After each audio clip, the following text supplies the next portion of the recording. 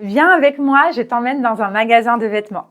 En fait, je t'ai préparé un dialogue où toi, tu vas être le client ou la cliente et en fait, on va imaginer que tu as acheté une veste il y a 2 jours, mais que finalement, tu la trouves un peu trop petite. Tu souhaites un remboursement, mais le hic, c'est-à-dire le petit problème, c'est que tu as enlevé l'étiquette.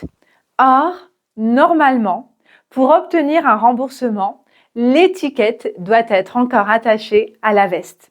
Tu vas donc négocier avec la vendeuse. Ce dialogue va te permettre de progresser en français et d'améliorer ta prononciation. Avant de continuer, j'aimerais mentionner quelque chose de très important. Apprendre une langue ne se résume pas au manuel, au vocabulaire, à la grammaire.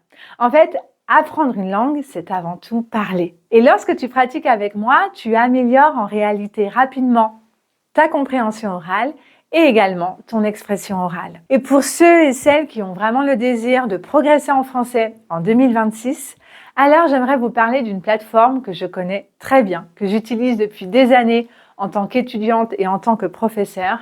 Cette plateforme s'appelle italki. Pour ceux qui ne connaissent pas italki, en fait, italki, c'est une plateforme d'apprentissage des langues qui propose des cours personnalisés et en tête-à-tête avec des professeurs natifs. Correr la primera, la segunda, tomar. Et ce que j'aime avant tout sur italki, c'est que ce sont des cours individuels. L'avantage des cours individuels, c'est que tu peux progresser plus rapidement et plus efficacement. En effet, grâce aux cours privés, le professeur va préparer une leçon personnalisée qui correspond vraiment à tes besoins. Et grâce à ces leçons personnalisées, tu vas vraiment améliorer ta compréhension orale et ton expression orale grâce à de vraies conversations. Et donc, le professeur ou la professeure va te faire un retour sur ton niveau actuel et également, il va te donner des conseils qui vont vraiment te permettre de progresser. Et donc, sur italki, tu peux apprendre le français, mais tu peux également apprendre toutes les langues que tu souhaites, puisqu'il y a plus de 30 000 professeurs sur cette plateforme qui habitent partout dans le monde. Si tu es débutant dans une langue, pas de panique. En fait, grâce au filtre, tu peux chercher un professeur qui parle ta langue maternelle pour que ce soit beaucoup plus simple au début. Et pour le paiement, c'est très simple. En fait, il n'y a pas d'abonnement, tu payes seulement leçon par leçon.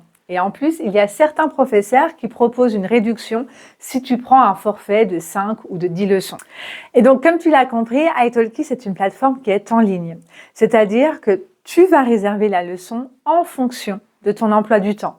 Donc, c'est toi qui choisis le jour, l'heure. Tu peux prendre la leçon depuis chez toi, au bureau, à l'hôtel, chez des amis. C'est vraiment toi qui décides. Donc pour moi, italki, c'est vraiment la meilleure plateforme pour mettre en relation les professeurs et les étudiants. Et donc nous sommes en 2026 et si une de tes résolutions pour cette nouvelle année, c'est de progresser en français ou d'apprendre une autre langue, je t'invite à cliquer dans le lien qui est dans la description et à utiliser mon code MARINE2026 et ainsi tu pourras bénéficier de 5 $ offerts pour 10 $ de crédit acheté. Attention, il faut que tu sois rapide et vif puisque cette offre est réservée uniquement aux 50 premiers utilisateurs. Pour plus d'informations, je t'invite à cliquer sur le lien qui est dans la description. Super, alors maintenant, est-ce que tu es prêt à améliorer ta compréhension orale et ton expression orale? Oui? Super, alors on découvre tout de suite le dialogue. Bonjour, je vous écoute. J'ai acheté cette veste il y a 2 jours, mais après réflexion, elle est trop petite. D'accord? Et vous souhaitez faire un échange ou un remboursement? Idéalement, un remboursement, s'il vous plaît. Très bien. Est-ce que vous avez le ticket de caisse? Oui, bien sûr. Le voici. Merci. Et l'étiquette est-elle toujours attachée à la veste? Alors non, je l'ai enlevée, mais je l'ai portée seulement 2 minutes chez moi. Je comprends, mais sans l'étiquette, nous ne pouvons normalement pas procéder à un remboursement. Je comprends le règlement, mais la veste est vraiment neuve. Regardez. Oui, elle a l'air en très bon état, mais les règles sont les mêmes pour tout le monde. Est-ce qu'il serait possible de faire une exception cette fois-ci? Malheureusement non, je suis désolée. Même un avoir? Sans l'étiquette, ce n'est pas possible non plus. D'accord. Pourtant, je l'ai acheté ici il y a seulement 2 jours. Je le vois sur le ticket, mais nous devons pouvoir remettre le produit en vente. Je comprends, mais c'est quand même dommage. Je suis vraiment désolée, mais je n'ai pas le droit de déroger au règlement. Et si je voulais simplement l'échanger contre une taille plus grande? Pour un échange, l'étiquette est également obligatoire. D'accord, je vois.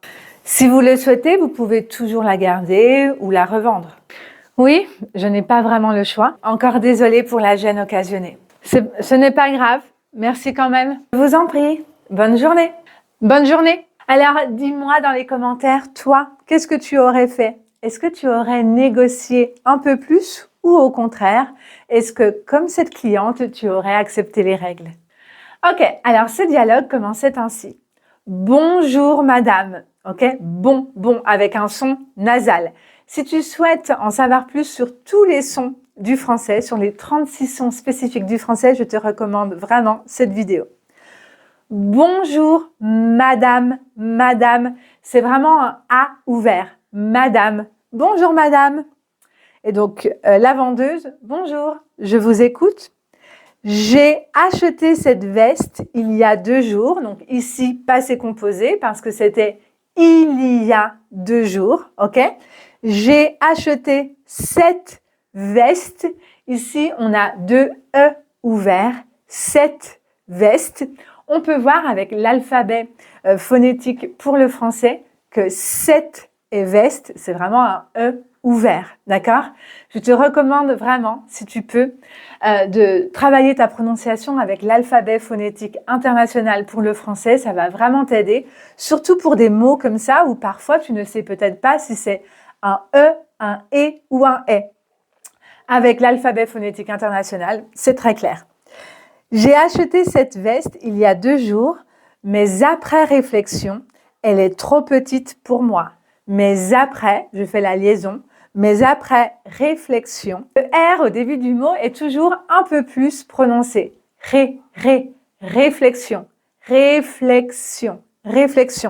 Mais après réflexion, elle est trop petite pour moi. Elle est trop petite pour moi. Et donc, je fais tomber l'intonation parce que c'est la fin de la phrase. Elle est trop petite pour moi. D'accord? Vous souhaitez faire un échange ou un remboursement? Idéalement, un remboursement, s'il vous plaît. Idéalement, un remboursement. OK? Donc pareil, son nasal, remboursement. Et ici, le deuxième R est vraiment un peu prononcé. Là c'est très prononcé, le premier R. Je sens la vibration. Bourg. D'accord? C'est vraiment, je commence à prononcer le R, mais après, j'arrête. Remboursement, s'il vous plaît. Bien, est-ce que vous avez le ticket de caisse?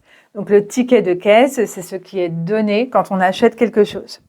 Oui, bien sûr, le voici. OK? Merci. Et l'étiquette est-elle toujours attachée à la veste? Alors, non, je l'ai enlevée. Je l'ai enlevé. Ici, pourquoi on met un E à enlever? Ouais, très bien, parce qu'il y a le L apostrophe et le L apostrophe, remplace la veste. Donc, c'est féminin singulier. Et comme ce verbe est conjugué au passé composé avec l'auxiliaire avoir, on doit accorder le participe passé avec le COD qui est placé avant. Donc là, je l'ai enlevé. Mais à l'oral, ça ne change absolument rien dans ce cas-là. Alors non, je l'ai, ok, donc un E fermé, je l'ai enlevé. Mais je l'ai porté, donc pareil ici, porté et E. Attention, on ne dit pas E. Ici, ce n'est pas E. Si c'était E, on écrirait comme ça. Ici, c'est E, accent aigu, E ou E, ok? Mais je l'ai porté, seulement 2 minutes. 2. Ça, c'est 12. Ça, c'est 2. 12, 2. Ok? Comme veux, je veux. 2. Je l'ai porté seulement 2 minutes chez moi. Je comprends, mais sans l'étiquette, nous ne pouvons normalement pas procéder à un remboursement. Je comprends le règlement, mais la veste est vraiment neuve. D'accord? Donc neuve, c'est l'adjectif qualificatif. Au masculin, c'est neuf, comme le chiffre, 9. Et au féminin, c'est neuve. Mais la veste est vraiment neuve. Regardez. Regardez. Oui, elle a l'air en très bon état. mais les règles sont les mêmes pour tout le monde. Ensuite, une question. Est-ce qu'il serait possible de faire une exception cette fois-ci? Donc là, c'est une question, donc je fais monter l'intonation. Est-ce qu'il serait possible de faire une exception cette fois-ci? D'accord? Ça monte, ça monte, ça monte. C'est important l'intonation pour faire comprendre que c'est une question.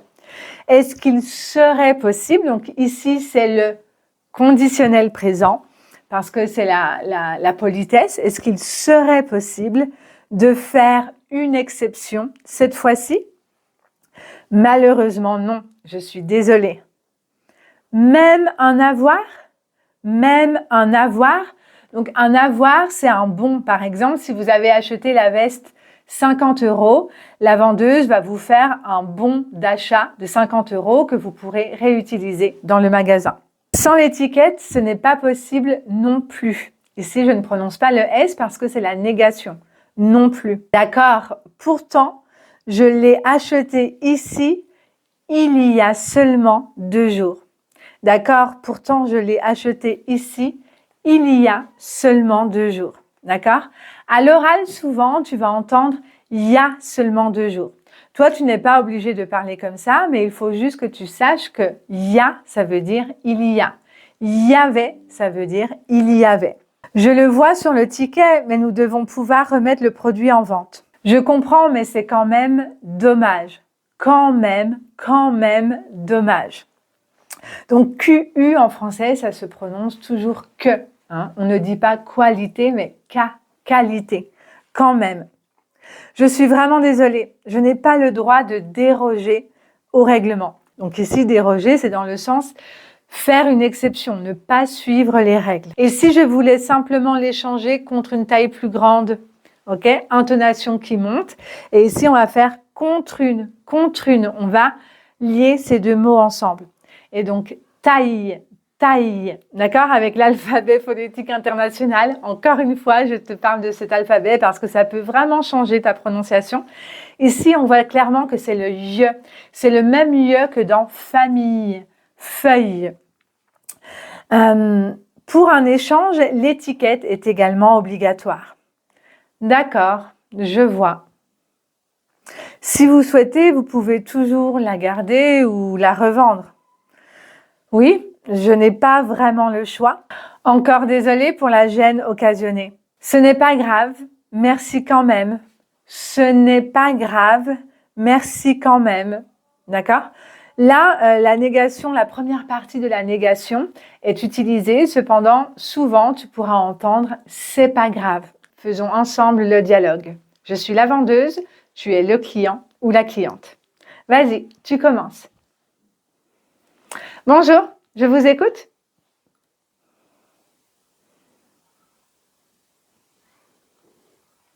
D'accord. Vous souhaitez faire un échange ou un remboursement?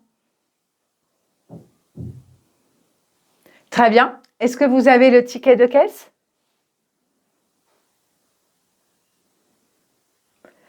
Merci.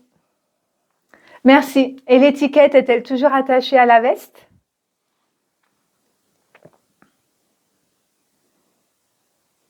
Je comprends, mais sans l'étiquette, nous ne pouvons normalement pas procéder à un remboursement.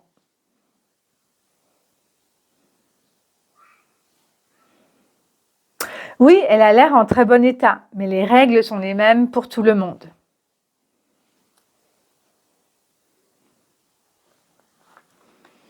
Malheureusement, non. Je suis désolée.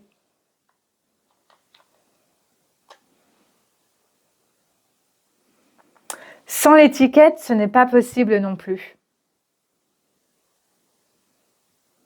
Je le vois sur le ticket, mais nous devons pouvoir remettre le produit en vente. Vraiment désolée, je n'ai pas le droit de déroger au règlement. Pour un échange, l'étiquette est également obligatoire. Si vous souhaitez, vous pouvez toujours la garder ou la revendre.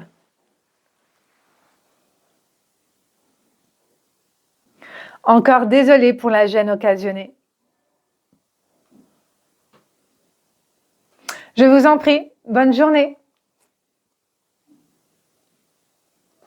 N'hésite pas à refaire plusieurs fois ce dialogue afin de perfectionner ta prononciation et également, ce type de dialogue te permet d'enrichir ton vocabulaire et de comprendre la grammaire en contexte.